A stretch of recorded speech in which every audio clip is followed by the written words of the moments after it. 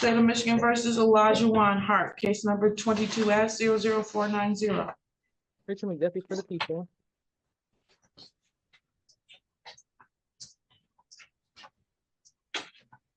Both defender Dr. Zico or Mr. Hart, who's standing to the left. Please state your name. Olajuwon Hart. Good afternoon, everybody. You can have a seat.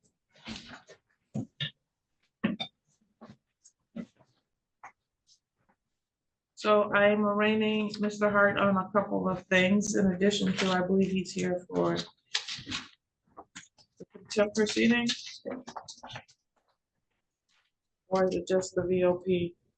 Guess it's just the VOP, although it looks like it should be a contempt proceeding. So, sir, the new violation is that you failed a drug test as ordered and you failed to report to probation for over 60 days. The recommendation at this time is for 15 days in the Washtenaw County Jail and to continue you on your probation and follow your sober link guidelines. In addition to that, it appears that you have, one, called this court petty, two, basically told off everybody in the criminal traffic division, yelled at the probation coordinator. So there's a host of issues that we have going on here with you. Mr. Lebo, what would you like to do at this time? All right, if you want to just clarify the procedural posture here, which is my understanding was that Mr. Hart previously pled guilty to these VOPs and that we're here for a sentencing. Okay, let me see if that's correct. Thank you. Well, one of them I just signed that's dated today, January 4th. So let me see.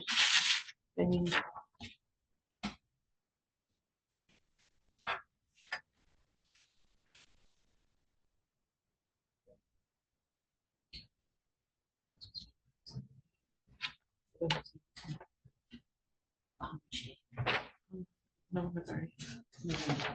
Yeah.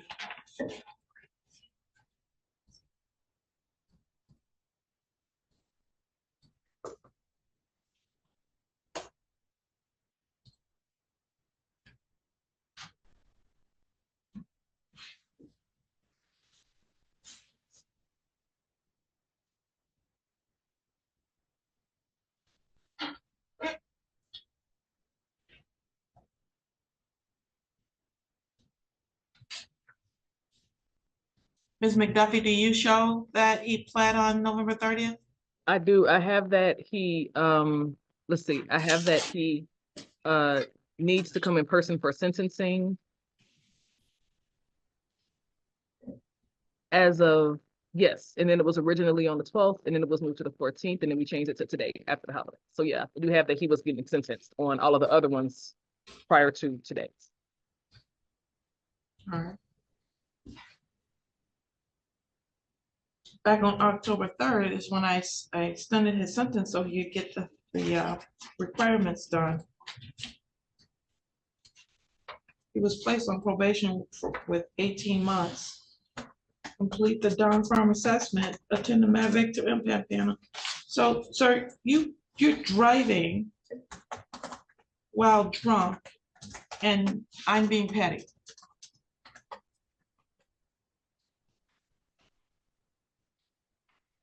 Is there anything you'd like to say on behalf of your client before we proceed to sentencing? Your Honor, I do have sentencing allocution. Go ahead. Thank you. So I did discuss this pretty extensively with Mr. Hart.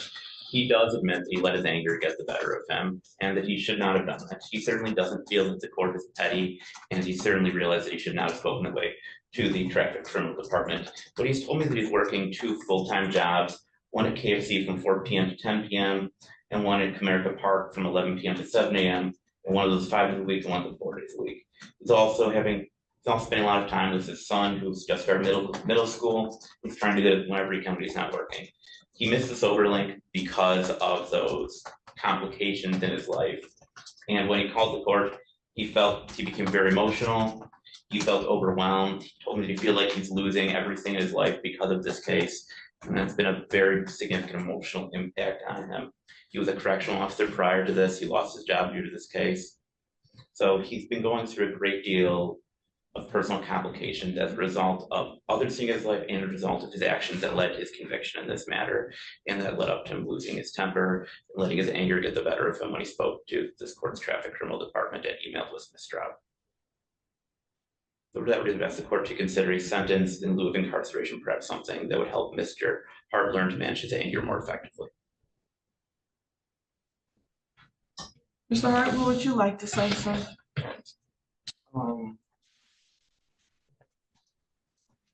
I would like to apologize to the court, Your Honor. Like you said, it's just been a very difficult time for me. So, you know, I do take the case serious. I don't want it to seem like I don't take the nature of all this serious. I do take it serious. I am trying to get my life on track.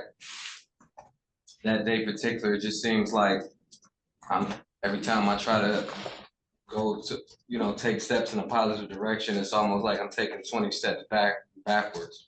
You know, I haven't had anything to alcohol. I haven't had anything to drink. I've been compliant.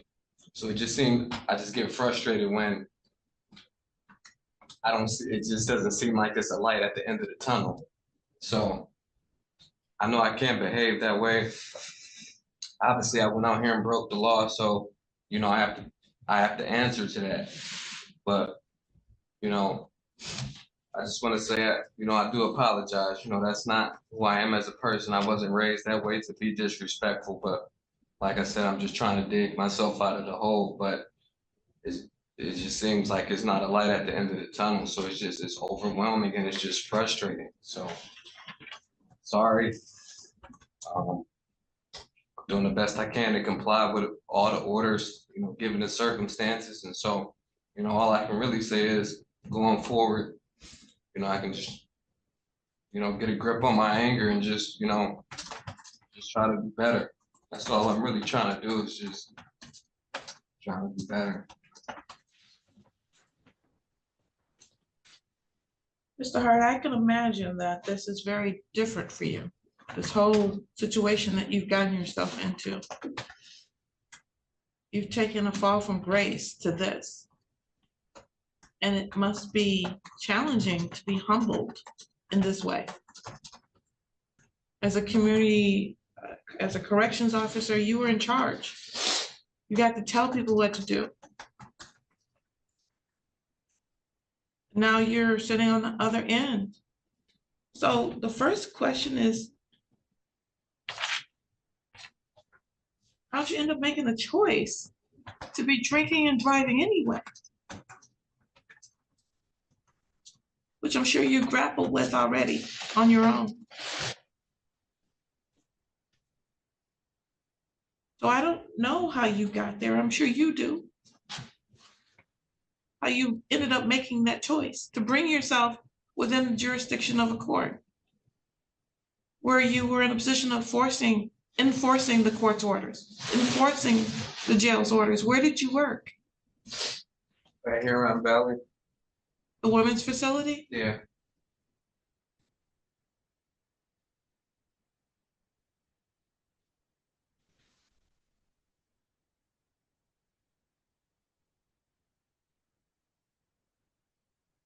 You pled as charged, so you got community service instead of having to do jail time, right? Yes, ma'am. I don't think you've come to terms with where you are. And I know it's hard.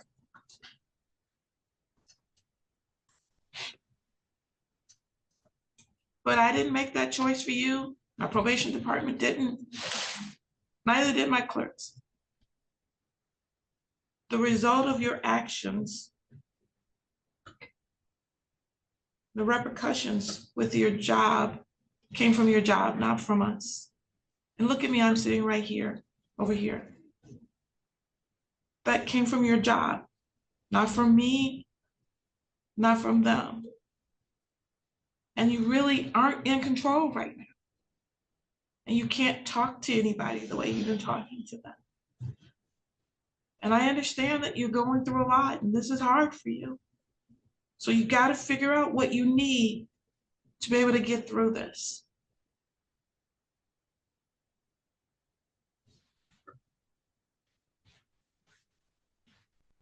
as a corrections officer, you don't want to be spending your time behind bars. I don't want to have to put you there. But you're taking your anger out at the wrong people. Can you at least see that yet? Yeah, I can see it. You know, I understand it and I recognize it, you know. And it's like you said, it's just pretty much trying to figure out, you know, where I go from here. And it's like you said, I'm not in control, you know, and it's like I've never been in a position like that in life. You know. So it's just, I don't know, it's just one thing after another. You know, life is life in general with all the stuff that we all have to deal with and go through and, you know, just everyday life, but I don't know, just trying to, I had my life set for a way that it was supposed to go. And yeah, I messed it up. So it's just like trying to start over and figure out what now.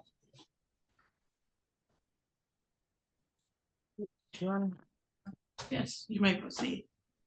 I mean, the question that I have, and I share the court's concern about Mr. Hart on a few different levels.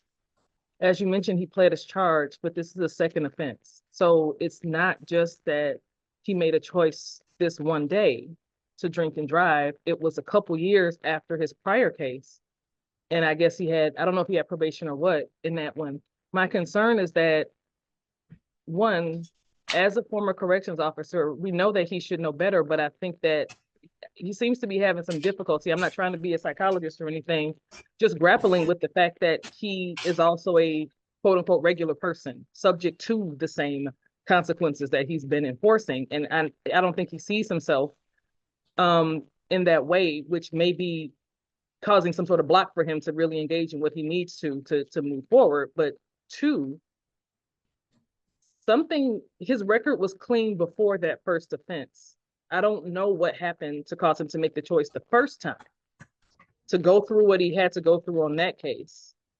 And then with a break in time, do it again. Something else appears to be going on with him that is causing him to make those multiple choices. And I don't know, there's programming for alcoholism, if that is indeed what he's going through. There's programming for making better choices, but I don't know if he has been ordered or even availed himself voluntarily of any just general therapy or counseling for overall what's going on in his life. That's all.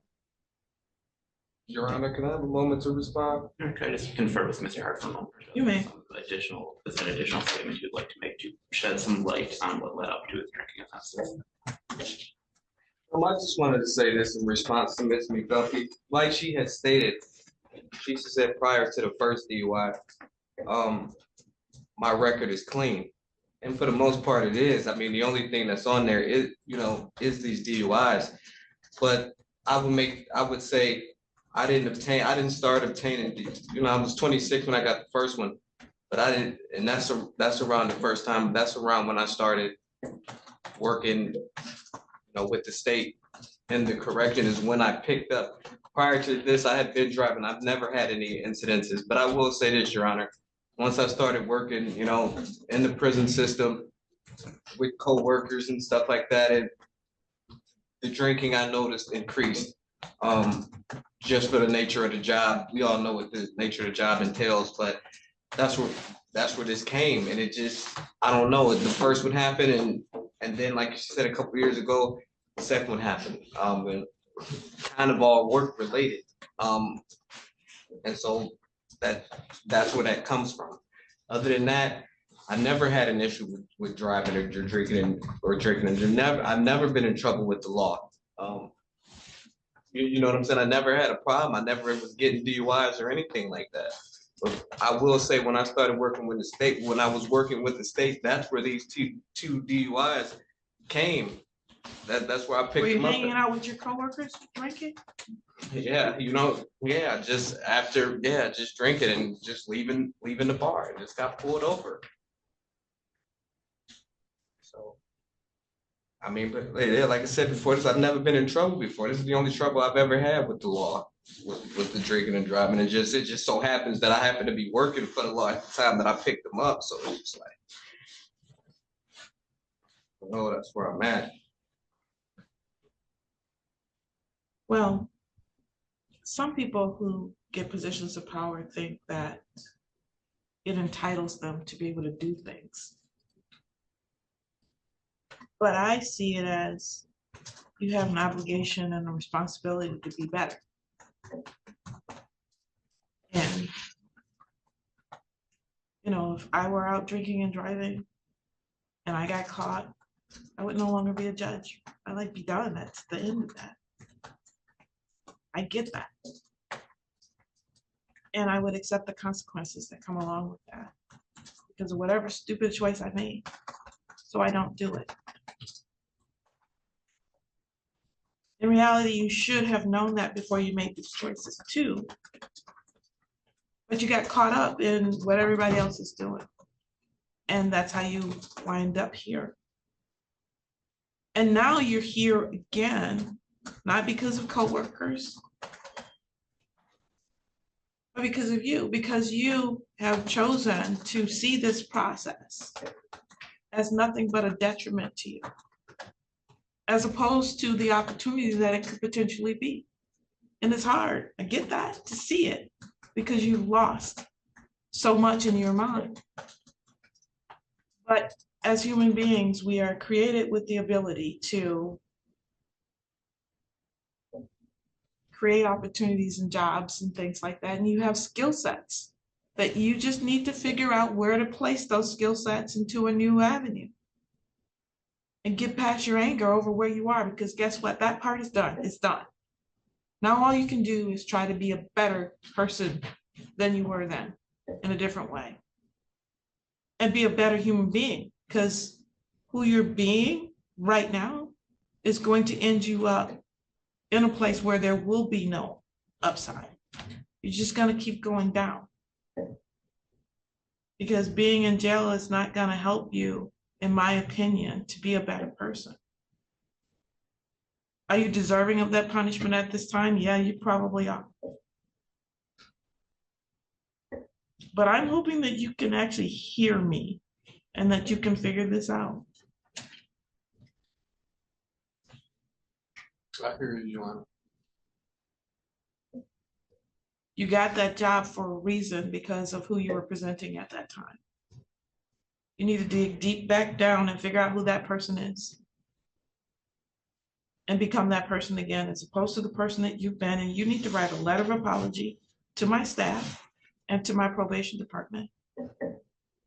Yes, ma'am. I'm actually gonna not sentence you today because I want to know whether you get it or not. Because if you don't get it, then I'll send you to jail. If you do get it and you have a turnaround, I'll give you that opportunity. That's gonna be all up to you. Yes, ma'am.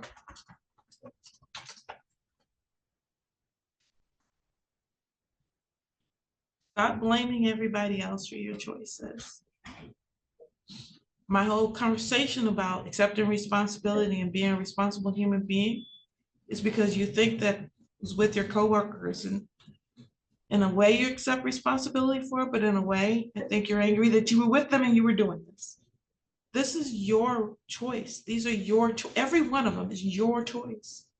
Accept responsibility for your own choices. And I believe there's a program that involves that. Ms. Johnson, are you there? I know I've been asking a lot of you today. What is that program? That program that has people look at their own choices and accept responsibility for their choices. Do you remember which? It is with Crossroads, and the name of the program, I'm pulling it up right now, Your Honor. Your Honor, while Ms. Johnson is looking that up, can the people make an additional request that after he engages in whatever programming the court orders shortly, that he, and I'm specifically asking after that, if that happens, that he also write a letter of apology to himself?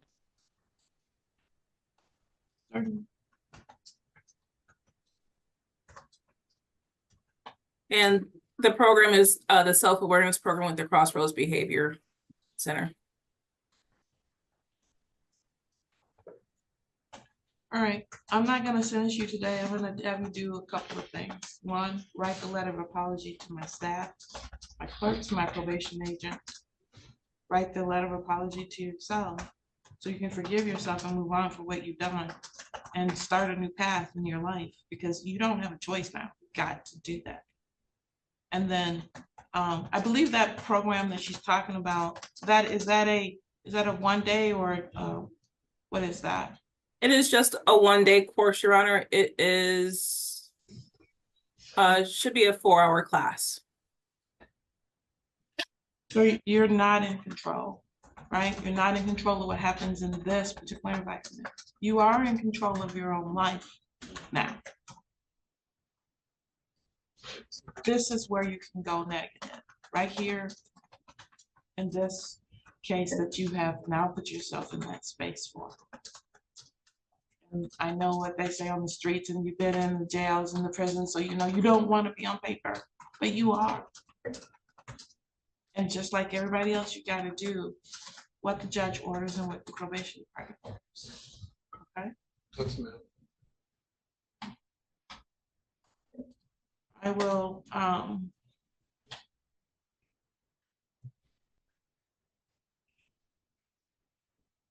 okay, you can come down, you can go down to the probation department. They're gonna give you the referral, okay? I'll bring you back here for sentencing.